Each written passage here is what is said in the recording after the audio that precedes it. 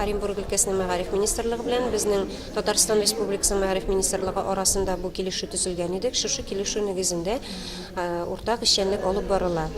Министрлыклар арасында булган килешү нигезендә татар этнокультур компонентлы мәктәпләрне дәреслекләр белән тәэмин итү, уртак проектларны эшләү, республикабызда үткәрелә торган тел үткәрү лагерьларына өлкәләрдәге балаларны кабул итү, чит төбәкләрдә яшәүче укытучыларның һәм балалар бакчалары тәрбиячеләренең белемнәрен күтәрү курслары үткәрелә башлады.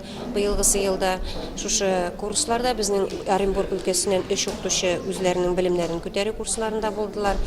Регионнардан килгән балаларның тел өйрәтү лагерьларында быел бик шатлыклы 61 бала Оренбург өлкәсеннән килеп ял итеп китте безнең лагерьларыбызда. Татарстан Республикасының Әлмәт һәм Бөгелмә районы делегациясе килде. Алар Оренбург өлкәсенең мәктәпләре белән килешүләр төзиләр һәм шушы килешүләр нигезендә мәктәп белән мәктәп арасында тыгыз эшчәнлек алып барылачак.